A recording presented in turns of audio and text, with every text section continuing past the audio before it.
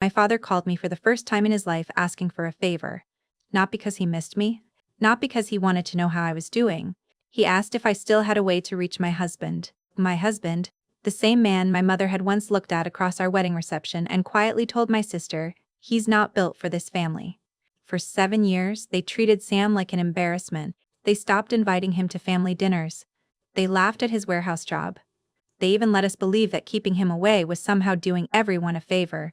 What they didn't know was that while they were busy deciding what Sam was worth, he was quietly building a company of his own.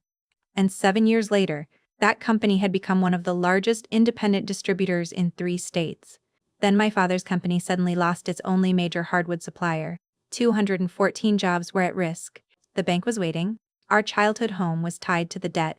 And the one person who could potentially save everything was the man my family had spent 7 years pretending didn't belong. But when my father finally came asking for Sam's help, he had no idea what I already knew. Because this time, we weren't going to let my family decide the terms. And what happened when they finally sat across from us in our living room changed everything. My name is Maggie Doyle, and I am 43 years old. 6 weeks ago, my father called me at 6:05 in the morning, which he has never once done in his life, not for a birthday, not for a holiday, not even the year my grandmother died. I picked up half asleep and heard him ask if I still had a way to reach my husband. Not, "How is Sam?" Not, "Tell Sam." I said, "Hello." A way to reach him.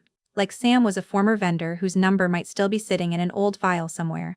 I sat up on the edge of my bed in the dark and said, "Of course I have a way to reach him, Dad. He's my husband." And there was a silence on the line that went on long enough that I actually pulled the phone away from my ear to check the call hadn't dropped. Then my father, a man who built a company out of his garage and has not asked another human being for help in the 38 years I've known him, said the sentence that started everything I'm about to tell you. He said, "We need him, Maggie. I think we might really need him." What my father did not know, standing in his kitchen at 6 in the morning with a coffee going cold beside him, was that the quiet man his wife once called "not built for this family" had spent 7 years building something that could either save the company my father poured his entire life into, or watch it disappear along with 214 jobs and the house I grew up in. What my father really didn't understand yet, though he'd learn it soon enough, was who had actually needed protecting all those years he thought he was the one doing the protecting. I told my father I'd call him back. I hung up, sat in the dark for a while longer than I probably needed to, and then I went and found the box in our garage where Sam keeps his old notebooks, 42 of them at the time, stacked neatly, each one a year of quiet decisions nobody in my family had ever bothered to ask about. I didn't open a single one. I just sat with the box on my lap for a minute, thinking about how strange it is that the people who mock what they don't understand are usually the same people who come looking for it first, once they finally understand what it's worth. If this is the kind of story that gets under your skin, the quiet kind where nobody raises their voice until it actually matters, go ahead and subscribe now because I promise you it earns it by the end. And if you've ever had a family member who only remembered your number the moment they needed something from it, drop a comment and tell me when that happened to you. I read every single one of them, even the long ones. Let me take you back 7 years, to a barn wedding venue outside Bellwood, Ohio. Population 14,300, the kind of town where everyone recognizes whose truck is whose in the grocery store parking lot before they recognize the person driving it. I was 36 years old, which in my mother's world was already a small scandal on its own, and I was marrying a man named Sam Reyes, who at the time worked the evening shift as a warehouse lead at Halloran Freight, making $19.40 an hour, and who owned exactly one suit, navy, bought off the clearance rack at a men's warehouse in Dayton for $89 because the one he'd tried on first, the one he actually liked, was $40 more than he was willing to spend on himself. My mother, Eleanor Doyle, spent $42,000 on that reception. I know the figure because I saw the final invoice sitting on the kitchen counter 3 days before the wedding, and I remember thinking it was a strange amount of money to spend on an event she seemed to resent having to throw at all. She'd wanted white peonies flown in from somewhere in California in the middle of October, and she got them, 180 stems, at a cost that made the florist visibly nervous reading it back to her over the phone. During the toasts, while my father was still finding his place in his note cards, I watched my mother lean toward my sister Christine and say, quiet enough that she probably thought no one else would catch it, "Well, he's a nice boy. But he's not built for this family." I heard it. My new mother-in-law heard it too, standing 2 feet away holding a plate of wedding cake she paid nothing toward, and had every right to enjoy in peace. Sam, dancing with his own mother 20 feet from us, did not hear it. I've always been grateful for that particular mercy, small as it is. To understand why one sentence sat in my chest for 7 years, you have to understand my hometown a little first. Bellwood is built around one thing, and that thing is Doyle Cabinetry, the company my father Walter started in our garage on Route 9 when I was 5. With a used table saw and a bank loan he was terrified to sign. The kind of terrified where he told me years later he threw up in the parking lot of the bank right after. 38 years later, that company employed 214 people, most of whom you'd recognize if you walked into Pat's Diner on Main Street on any given Tuesday morning. My father worked the same shift pattern for 4 decades. Up at 5, at the plant by 6, home by 7, the same pair of steel-toed boots resoled 3 times that I personally know of. My mother ran the social side of things, the country club board, the Christmas auxiliary luncheon, the version of Bellwood that liked to believe it was a small city and not a small town, with one traffic light that actually mattered. My sister Christine married a cardiologist named Paul when she was 26, had a wedding announcement my mother never once had to explain to anyone at the club, and became, almost without trying, the daughter my mother could point to across a room. I was the other one, the one who got a business degree instead of an engagement ring in her 20s. Who worked her way up to senior procurement manager at an appliance manufacturer 2 towns over, who spent her days reading vendor contracts and freight schedules, and had strong opinions about lead times that nobody at a dinner party ever actually wanted to hear. And at 36, after 9 years of my mother introducing me to sons of her friends at the club like I was a listing that had sat on the market too long, I married a warehouse lead with one suit and a laugh that had caught me completely off guard the second week I knew him, in a grocery store parking lot of all places, over a cart with a squeaking wheel neither of us could fix. The morning of the wedding, before any of the peonies or the toasts, Sam showed up at my parents' house at 7, an hour before he was supposed to, carrying a thermos of coffee for my father, because he'd heard somewhere along the way that Walter Doyle never trusted a wedding day breakfast to actually happen on schedule. The two of them sat on the back steps for 20 minutes, not saying much, just drinking coffee out of paper cups while the caterers set up around them.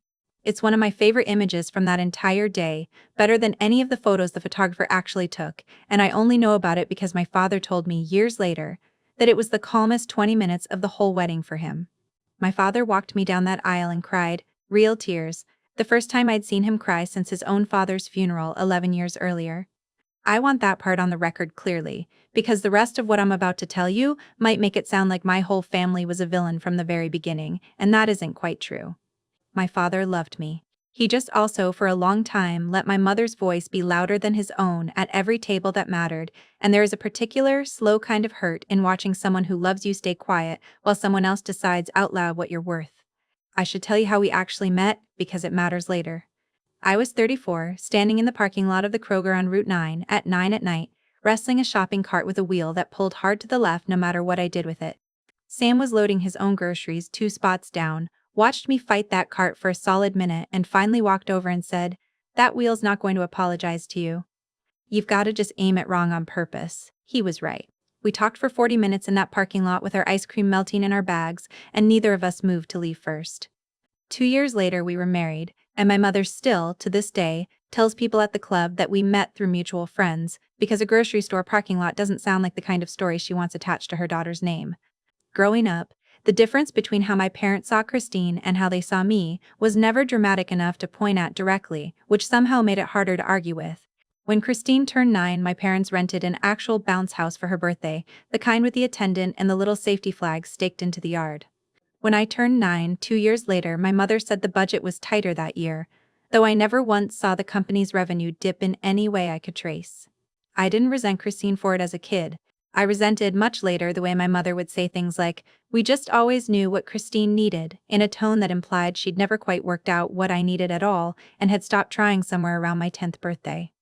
In our first year of marriage, before any of the distance set in, my father actually tried in his own limited way. He invited Sam out to the plant on a Saturday morning to show him around, walked him past the sanding line and the finishing room, talked for 20 minutes about the specific grain pattern of a walnut veneer he was proud of that quarter. Sam asked good questions, the kind that come from someone who actually understands supply and freight rather than someone performing interest. And for one Saturday morning I thought maybe it would be fine, maybe my mother's opinion would just stay her opinion and not become the whole family's weather. My father shook Sam's hand at the end of that visit and said, "You've got a good head on your shoulders, son." It's one of the only kind things he said to Sam in the first 4 years of our marriage, and for a long time it was the one I held on to on the harder nights. Sam's first real welcome into our family came from a woman who has nothing to do with the Doyle name at all. My father's younger sister, my Aunt Pat, has owned Pat's Diner on Main Street since before I was born, 3 stools at the counter still missing their vinyl since 1998. A running joke nobody's ever bothered fixing because everyone secretly likes it that way. Aunt Pat met Sam exactly once at our engagement dinner, and by the end of the night she'd already decided he was hers. She started calling him every Sunday at 4 in the afternoon just to hear about his week, a habit that never once broke, not through anything that came later. When we told her we were getting married, she cried into a dish towel and said, "Finally, somebody in this family who isn't performing for anybody." I didn't fully understand what she meant by that until years afterward. I understand it completely now. If you've got a Pat in your life, someone who chose you with no strings attached and no audience watching, tell me about them in the comments, because people like that don't get nearly enough credit for the quiet load-bearing work they do in a family. Year 1 of our marriage, Sam started something small on the side. He'd spent 9 years at Halloran Freight learning the freight brokering side of the business almost by accident, filling in for a dispatcher who quit without warning, and he found out he had a real talent for something most people find deathly boring, matching empty truck capacity with businesses that needed it moved cheap and fast and on time. He began brokering a handful of loads a month off a laptop at our kitchen table, tracking every single margin by hand in a green spiral notebook he'd bought at the drugstore for 94 cents.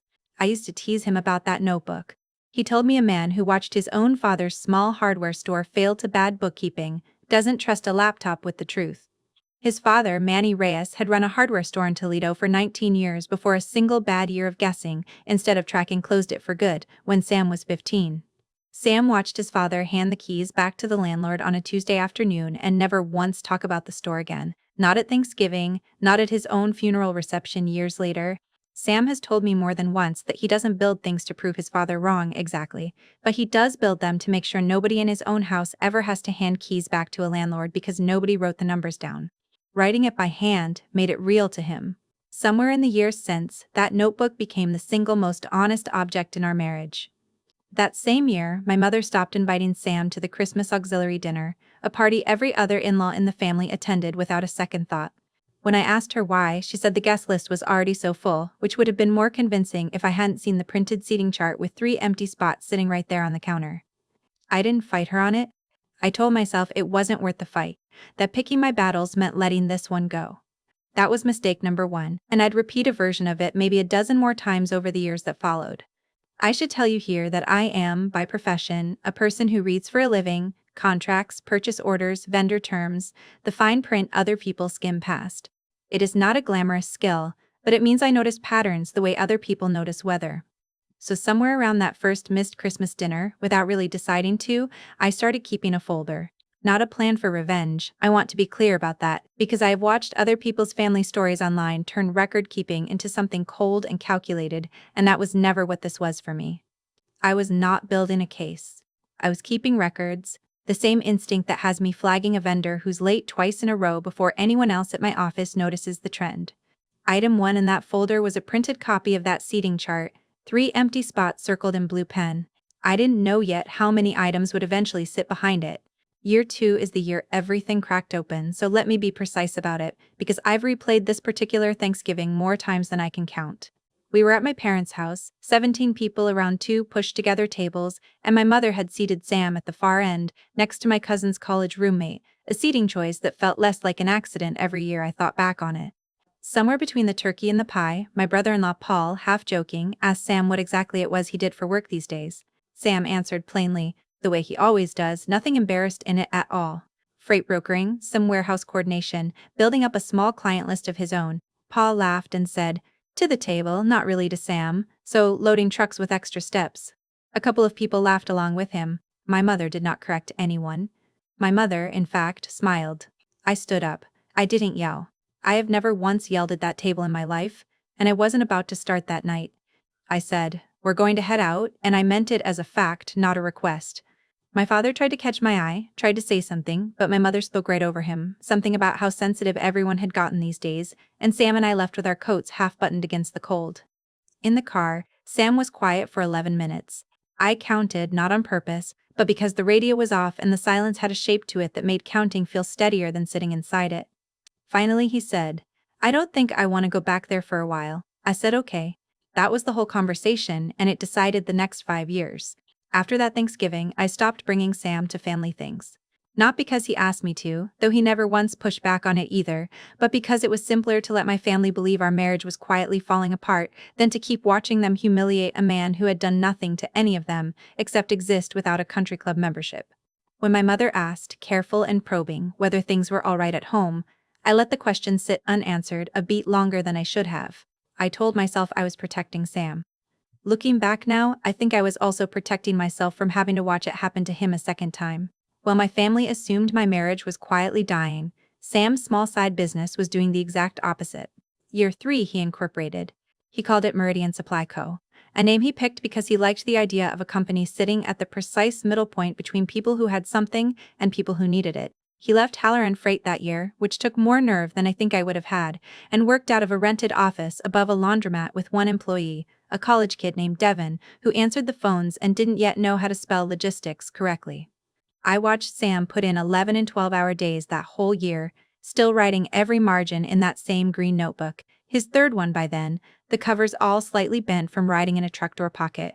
He never once mentioned the business at family dinners, mostly because he wasn't invited to any anymore, and honestly, even if he had been, I don't think he would have brought it up. Sam has never needed anyone else to know what he was building. He only ever needed to know it himself.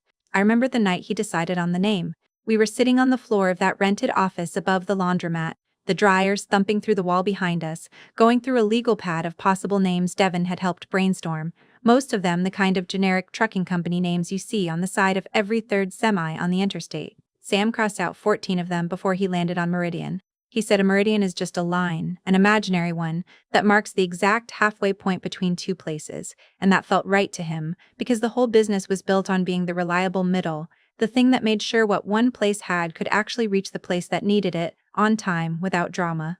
He wrote it at the top of a fresh page in the green notebook and underlined it twice. I still have that page. It's item 4 in a different folder now, one I only started keeping much more recently, the one full of things I'm proud of instead of things I needed to remember. If you've ever watched someone you love build something enormous out of something small, one folding table and one legal pad at a time, while the people who were supposed to be cheering loudest weren't even watching, I want to hear about it. Tell me who that person was for you and what they built, because I think we don't celebrate quiet builders nearly enough in this culture, and I'd like this comment section to be a small correction to that. Year 4, Meridian landed its first real contract, moving hardwood and specialty lumber for 3 regional mills who had gotten tired of unreliable brokers losing their freight to cheaper, sloppier carriers. That single contract, I learned much later, was worth just over $1,100,000 in its first 12 months. I didn't know the exact figure at the time. Sam has never been a big talker about numbers with anyone, including me, not out of secrecy so much as habit. The same instinct that had him writing everything down in a notebook instead of saying it out loud at a dinner party. What I did know, that year, was that we bought our first house without needing my parents' name on a single piece of paper, a 3-bedroom on Larkspur Street with a front porch. Sam rebuilt himself over 2 long weekends, sanding the railings by hand because he didn't like the seams the store-bought kind left. My mother came to see it exactly once, stood in the kitchen for maybe 6 minutes, said it was cozy, and left before dessert was even out of the oven. Item 11 went into the folder that night, the receipt from the porch lumber, $41, because by then I'd started keeping the small ordinary proofs of what Sam built with his own hands right alongside the record of what my family refused to notice. That same year, Aunt Pat had her hip replaced, and Sam drove the 90 minutes to the Cleveland hospital twice that week to sit with her in recovery, once bringing her a milkshake from her own diner because she swore the hospital ice chips weren't cutting it. Nobody from my immediate family visited her that week at all. My mother sent a card, the kind you buy in a rack by the pharmacy checkout, and signed it from all of us, which felt like a stretch given none of us but Sam had actually shown up. If you've noticed a pattern here, where the people who quietly show up rarely get the credit, and the people who show up loudest for an audience get all of it, tell me in the comments, because I'd bet a good number of you are nodding along right now, and I promise you this story only leans harder into that the further we go. Year 5, Meridian expanded into 3 states, and Sam hired his 4th and 5th employees. He also, quietly, started buying into a small warehousing operation outside Columbus, using money we'd agreed together to set aside rather than spend, an agreement made at our own kitchen table with no other opinion in the room. I want to be honest with you here because this kind of story sometimes makes it sound like the wife had no idea at all what her husband was building until the big dramatic reveal, and that isn't quite true for me. I knew Sam was doing well. I saw the numbers moving in our joint accounts every month. What I didn't fully grasp, what none of us grasped including me, was exactly how large doing well had actually become, because Sam kept reinvesting nearly everything back into the company rather than into anything that would have been visible from the outside. We drove a 6-year-old Honda with a crack in the windshield we kept meaning to fix. We took one modest vacation a year, usually somewhere within driving distance. If you'd looked at our life through my mother's kitchen window, you'd have seen absolutely nothing that contradicted the story she'd already decided to believe about us. That same year, my nephew, Christine's oldest, graduated from high school, and the whole extended family gathered at the club for a dinner afterward. Sam and I weren't invited, though my mother would later insist, when I brought it up much closer to now, that she'd assumed we wouldn't want to come, given everything. I hadn't said a word to her about not wanting to come. She had simply decided, on my behalf, that the invitation wasn't worth extending, and then filed that decision under my own preference rather than hers. Item 19 went into the folder, a screenshot of the group text confirming the dinner, my name and Sam's conspicuously absent from the list of who'd been asked.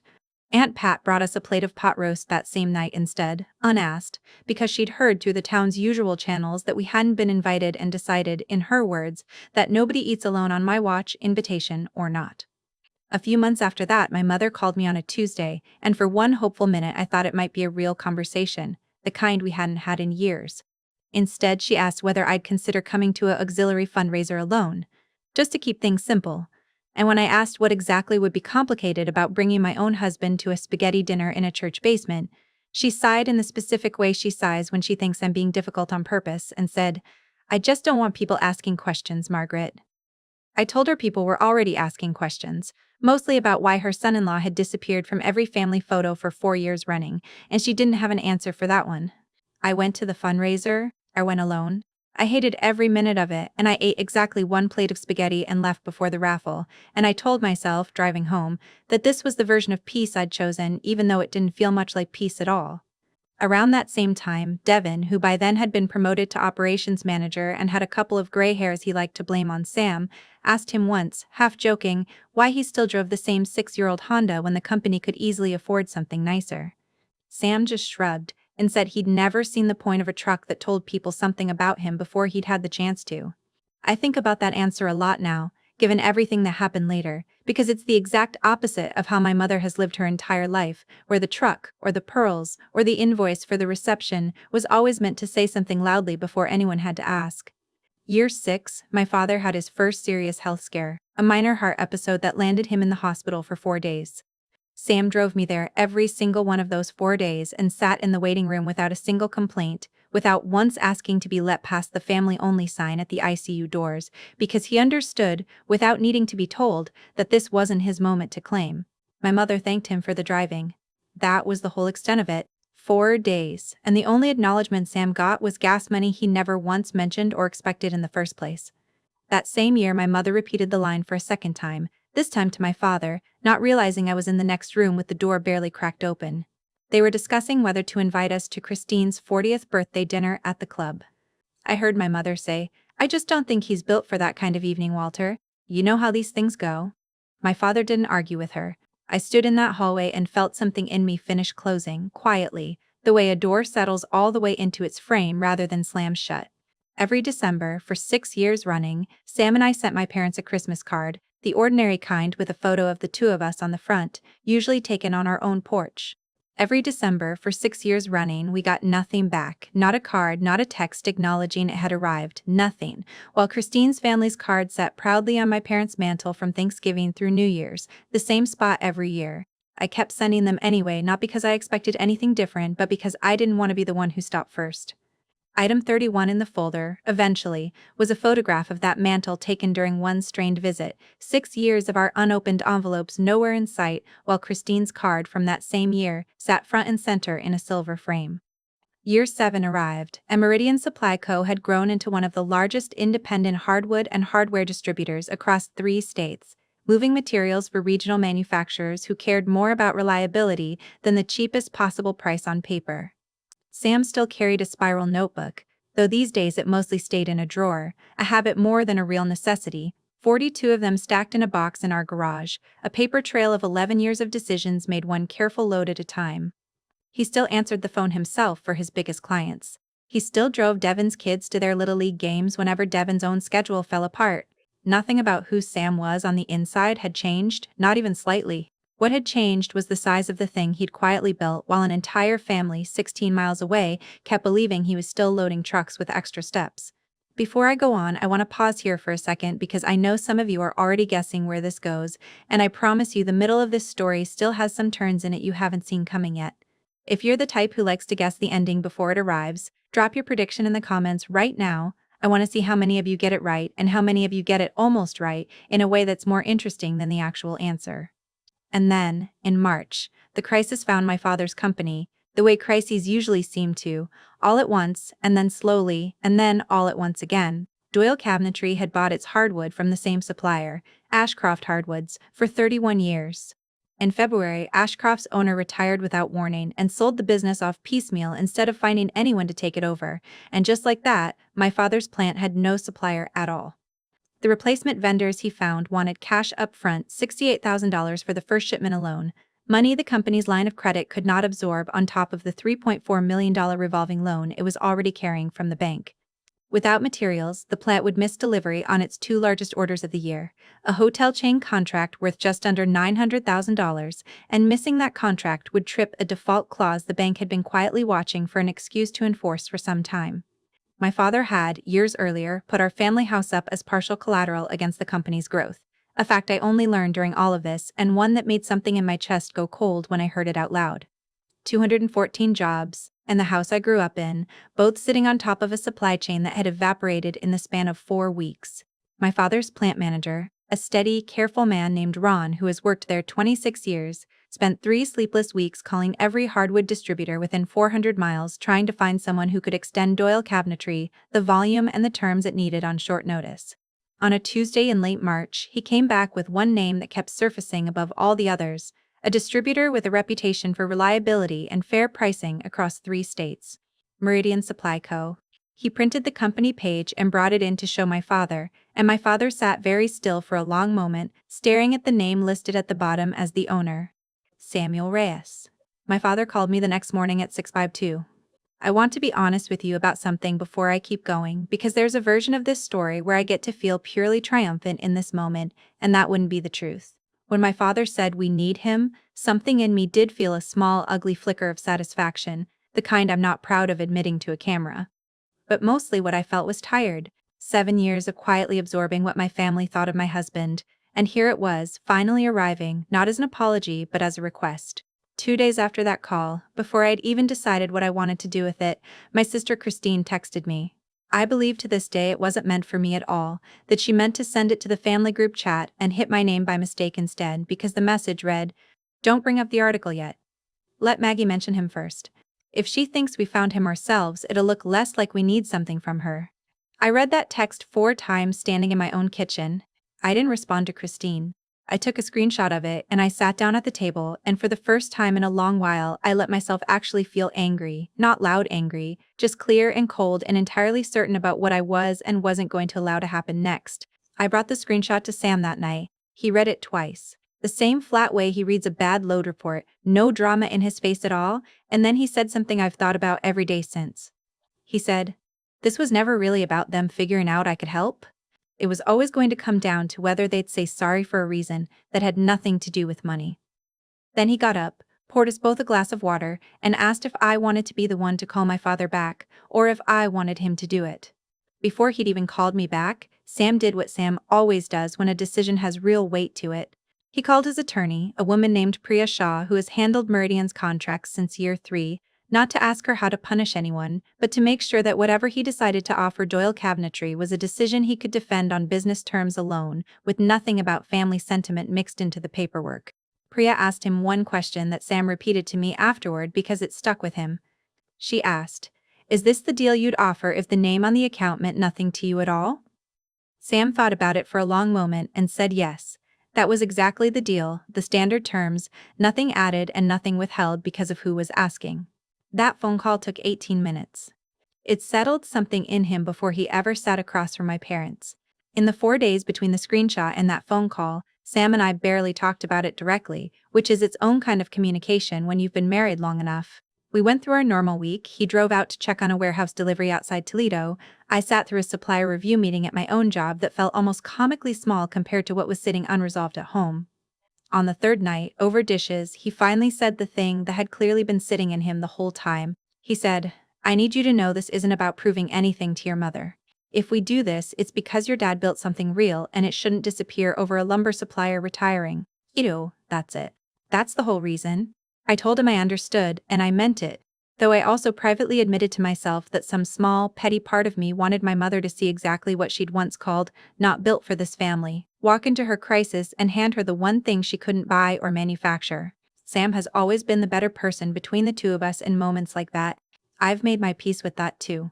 I called my father myself. A Thursday, 70:40 in the evening, 31 seconds of silence on his end after I finished talking, long enough that I asked if he was still there. He was. I told him we would meet with him and my mother, but not at Doyle Cabinetry and not at their house. At ours. Before you find out what happened at that meeting, I need you to hit subscribe if you haven't already, because I've got 2 more turns coming that most people watching this don't see coming, and I promise it's worth staying for. And if you've ever had to be the one to set the terms of a meeting your own family used to control, tell me how you did it, because I still think about how much nerve that phone call took. They came on a Sunday afternoon in April, right around 2, the kind of gray Ohio afternoon that never quite decides whether it's going to rain. My father in his good jacket, the one he wears to funerals and bank meetings, my mother in pearls she doesn't usually wear on a Sunday, both of them settling onto the couch in our living room that Sam had reupholstered himself 2 winters earlier because the fabric had worn clean through on the arms. My mother's eyes moved slowly across the room, over our modest kitchen, over the framed photograph of Aunt Pat's diner on the wall, over the porch visible through the window that Sam had rebuilt with his own hands, and I watched her recalibrate something behind her expression, though she never said a single word about it out loud. My mother opened before my father could get a full sentence out.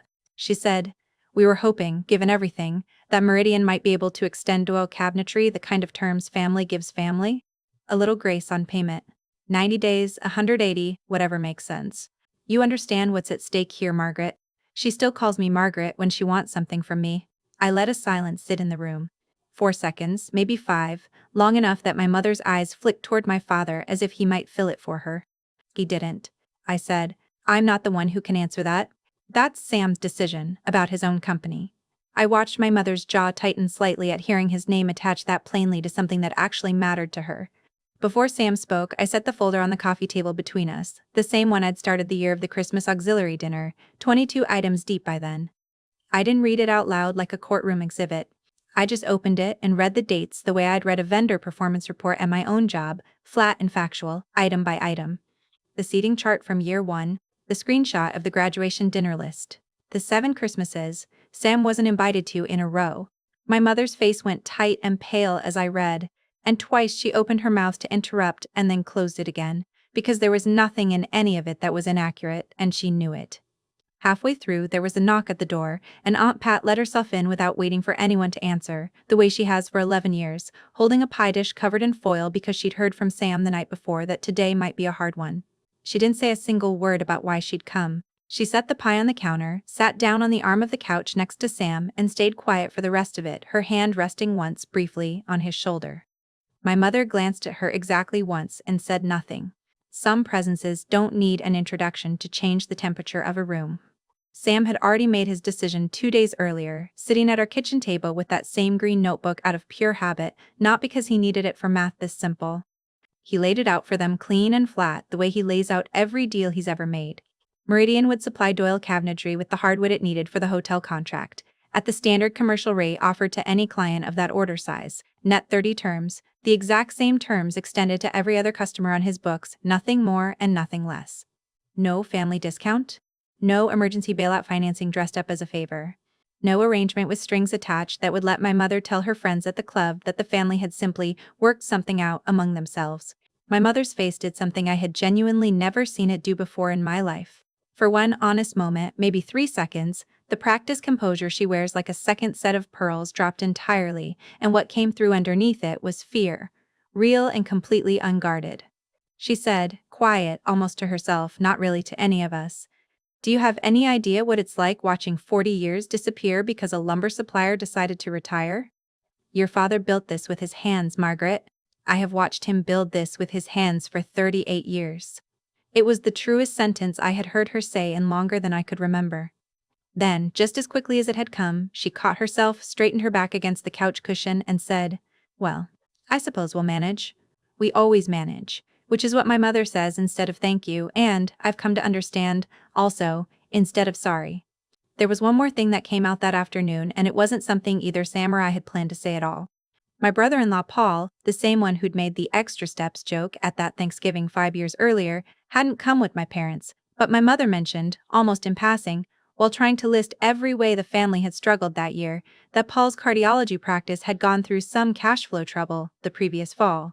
Sam went quiet in a way I recognized, and my mother, misreading it, kept talking, until I noticed Sam wasn't looking at her anymore, he was looking at me, and I understood before he said a word that he already knew about it. It turned out that 8 months earlier, Paul had called Sam directly, humiliated, asking for a short-term loan to cover his practice's payroll after a billing dispute with an insurer froze his receivables for 6 weeks.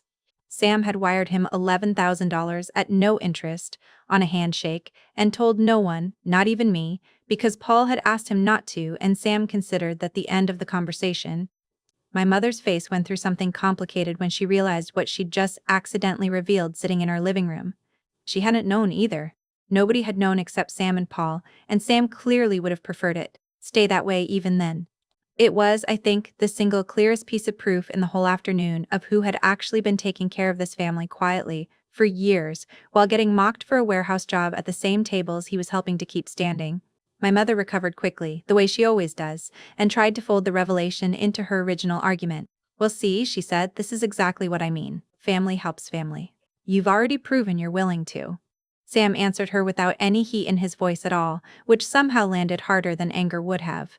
He said, "I helped Paul because he asked me quietly and let me decide on my own terms, and because he never once, before or after, made me feel like helping him was the price of being allowed at a table. That's the difference, Eleanor. It was never about the money. It was always about how you ask, and what you think you're owed once you get an answer."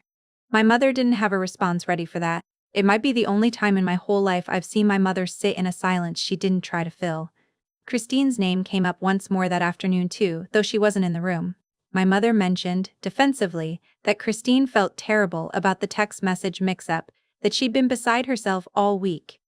I said only that I hoped Christine would tell me that herself someday, in her own words, whenever she was ready, and that I wasn't going to accept it secondhand through the person who'd asked her to send it in the first place. My mother's mouth tightened at that, because we both knew exactly what I meant by it. My father had been mostly quiet through all of it, and then, right as my mother started gathering her purse to leave, he said something to Sam directly, the first full, unhurried sentence he'd spoken to my husband in longer than any of us wanted to count. He said, "I was standing right there at your wedding when Eleanor said what she said, and I heard every word of it, and I didn't say anything back. I've had 31 years of practice not saying anything at that table, and I let it turn into a habit I'm not proud of." "I'm sorry, Sam. That's not conditional on anything you decide to do for this company. I mean, it's separate from all of that." Sam nodded, said thank you, and didn't offer anything more than that in return, which felt like exactly the right size for a first apology, not a magic fix, just an honest place to start from. Before they left, there was one more thing I'd planned to say all along, and I said it plainly. "You told Christine twice that I know of that he wasn't built for this family. Turns out this family is still standing because of exactly what he built." Nobody answered that directly. My mother picked up her purse. My father looked down at the floor for a moment before he looked back up. That was the whole confrontation, 22 minutes from the first sentence to the last, and nobody in that room raised their voice a single time except, briefly, my mother's own fear, breaking through for 3 unguarded seconds before she folded it back up neatly and carried it out the door with her. If you've ever waited years for an apology and gotten something smaller and stranger than you imagined, something real but incomplete, I want you to know that's more common than the clean version people expect, and it doesn't make the years of waiting any less valid. Subscribe if this story has felt familiar to you so far, only if it's actually earned it, and tell me below what an honest but incomplete apology looked like in your own life, because I think a lot more of us have lived that version than the tidy movie ending. Doyle Cabinetry survived, though not the way my mother would have chosen to describe it at the club. The hotel contract shipped on time that summer, on Meridian standard terms, and my father spent 4 difficult months restructuring the rest of the company's debt with the bank, cutting costs everywhere he could find them, including, painfully, 31 positions at the plant, a number that still sits heavy in me every time I think about it, because behind each one of those was somebody's mortgage or somebody's kid's tuition sitting on the other side of a spreadsheet cell. It wasn't a clean rescue. It was a hard, ordinary kind of survival, the kind that costs something real even when it works out in the end. Ron, the plant manager who first found Meridian's name in a printout, still calls Sam every couple of months, not about business anymore, just to check in, which is its own small proof that the people who do the actual work of holding a company together tend to recognize each other regardless of which side of a family line they stand on. The 214 jobs became 183. My father still knows every name on that reduced roster, still asks about their kids by name in the break room, which is the kind of employer he has always been, whatever else I've had to say about him as a father. He told me once, on the porch, that the hardest phone calls of his life were the 31 he made that spring, and that he'd rather have made every one of them himself than let Ron do it for him, because he'd built the company with those particular hands and he owed the bad news the same hands too. My father calls now, most Sundays, sometimes just to talk about nothing in particular, once to ask Sam's opinion on a freight contract that had nothing to do with any of this, and everything to do with him finally seeing my husband as someone worth asking. He's come to our house 4 times since April, twice for dinner, once just to sit on the porch and admire the joinery Sam did on the railings, which for my father is its own particular language of love.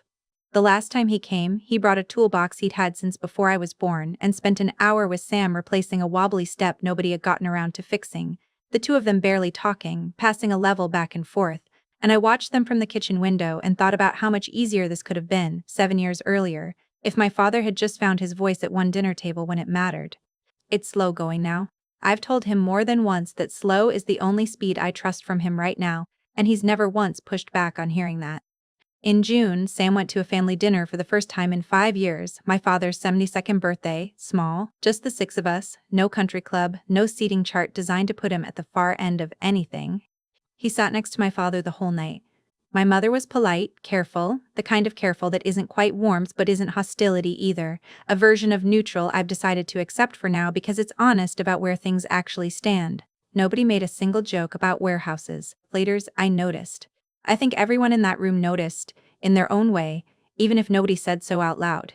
Toward the end of the night, my father brought out an old photo album, the kind with the sticky pages nobody makes anymore, and landed on a picture from our wedding, the two of us cutting the cake, Sam's rented navy suit slightly too long in the sleeves.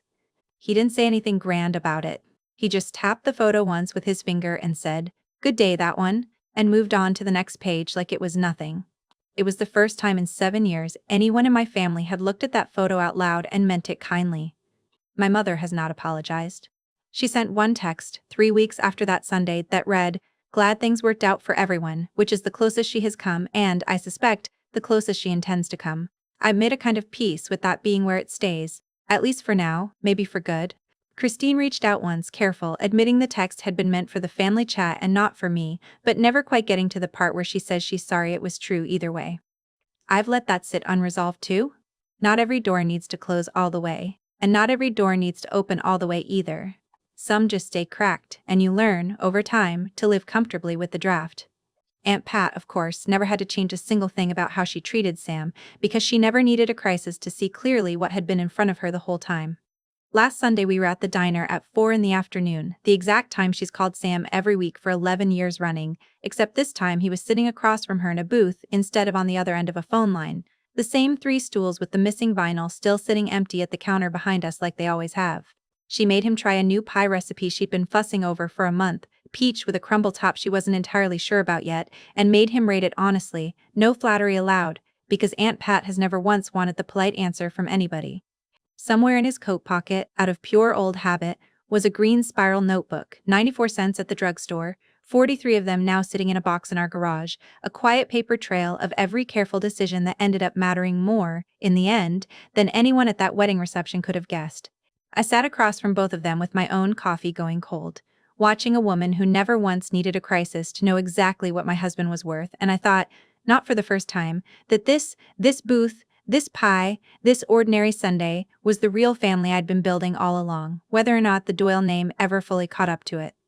I think about that Kroger parking lot a lot these days. The wheel that wouldn't roll straight no matter how hard I fought it, and the man who told me to just aim it wrong on purpose instead. I didn't marry beneath myself at 36. I married the one person in my whole life who never once needed an audience to know his own worth, who wrote his numbers down in a 94-cent notebook instead of announcing them at a dinner table, and who ended up quietly holding pieces of this family together long before any of them thought to ask him for help out loud. That's my story. 7 years, one weathered green notebook, 214 jobs, now 183, still standing on Route 9. If somebody ever made you feel small for who you loved and then came looking for that same person the moment they actually needed saving, I hope you remember this. You don't owe anyone easy access to what they once refused to see the value of. You're allowed to let people earn their way back in slowly, on your own terms, at your own speed, and you're allowed to let some of them not make it all the way back at all. If this story meant something to you tonight, share it with someone who needs to hear it, and tell me in the comments where you're watching from and what time it is where you are. I read every single one of them. That's my story, and I'll see you in the next one.